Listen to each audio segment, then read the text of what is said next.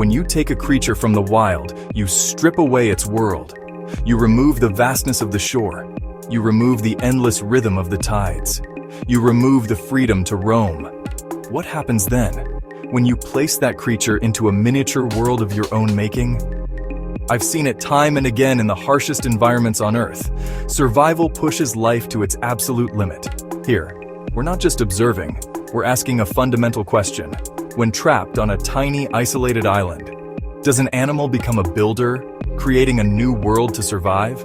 Or does it become a breaker, tearing its world and itself apart in a desperate struggle for dominance?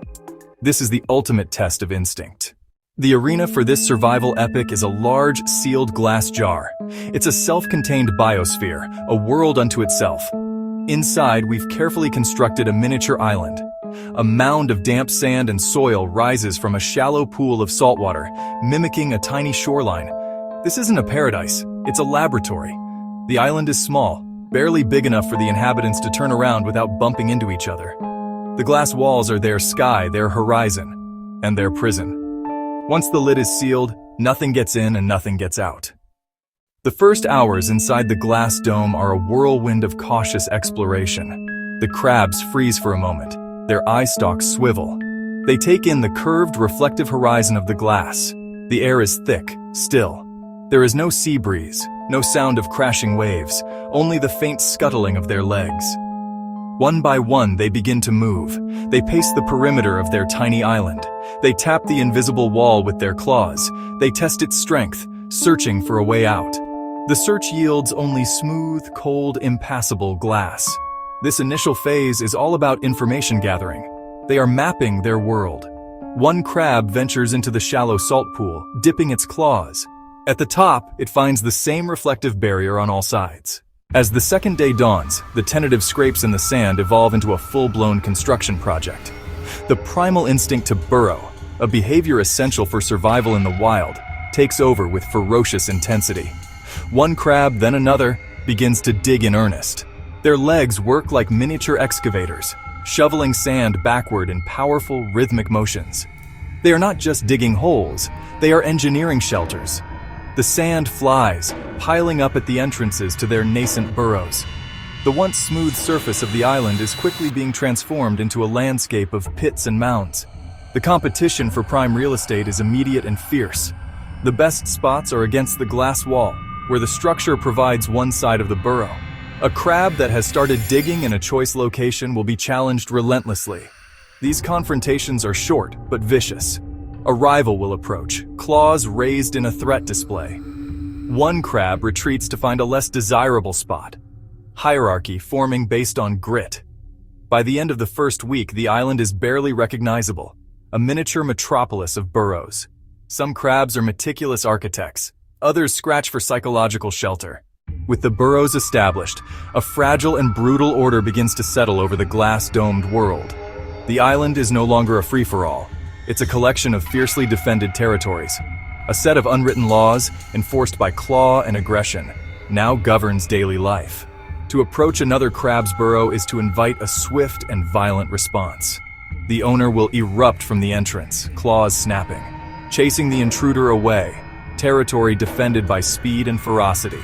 This territoriality brings a semblance of structure to their chaotic existence, yet this order is constantly tested by moments of pure anarchy. The scarcity of resources is the main catalyst for chaos. When a crab emerges for food, it's at its most vulnerable. A bolder rival might abandon its own burrow to steal it, leading to frantic chases, high-stakes gambles. The aggressor risks leaving its own burrow undefended. Opportunists seize the chance. It's a dynamic, ever-shifting game of risk and reward. There are surprising moments that look almost like cooperation, born of necessity, not altruism. As the weeks grind on, the initial burst of construction gives way to a long, grueling war of attrition. The environment inside the jar is deteriorating. The food supply, once scattered generously, is now dangerously low. The crabs must spend more time in the open, searching for the last remaining scraps. This increased exposure leads to more frequent and desperate confrontations. The fights are now about life itself. An algae wafer could mean the difference between another day or succumbing to starvation. The physical toll of this 45-day siege becomes visible. Some have lost legs or claws, leaving them at a severe disadvantage. The once clear pool is now murky with waste, a closed ecosystem poisoning itself. They become masters of conservation, moving only when necessary. They become more cunning, waiting for rivals to leave burrows unattended. We witness acts of incredible desperation, a crab scavenging a fallen rival. The final days are a tense, quiet affair, frantic energy replaced by grim, patient waiting. The strongest have secured the best burrows and the last remnants of food. This is the grim reality of a sealed world, revealing the brutal calculus of survival in a world without escape. The war has been won not by the best builder, but by the most resilient and ruthless survivor. After 45 days, the experiment concludes. The glass lid is lifted. Fresh air floods the stale environment for the first time. The survivors are revealed, battle-scarred, weary, but alive. The island they leave behind is a testament to their struggle, a ravaged landscape of pits and broken tunnels. What have we learned from watching this intense drama unfold? They were builders and breakers. Digging a burrow was also an act of aggression. A closed loop is unforgiving. Every resource taken is a permanent loss. Every piece of waste, a permanent addition. Their instincts are wired for an open system, an ocean that washes away waste and a shoreline that offers endless resources.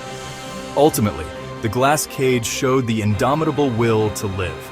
They fought, they adapted, they engineered, they endured. The experiment may have been about trapped crabs, but the answer is universal. So we are left with the lingering question that we started with. Are they builders or are they breakers? To build their world, they had to break it. To create shelter, they tore up the ground they shared. Sometimes the needs of one ended the life of another. This duality is the essence of nature itself. On our own island, planet Earth, we too are builders. We construct cities, we engineer technologies, but are we not also breakers? In the process of building, we often tear down another world. Just like the crabs, our short-term survival instincts can be at odds with long-term health of a closed environment. We have the ability to see the glass walls of our environment and the capacity for foresight. Will we choose to be builders of a sustainable future? Or will our nature as breakers lead us to the same self-inflicted end? The choice, for now, is still ours. Subscribe for more epic jar experiments from Tiny Forest Lab.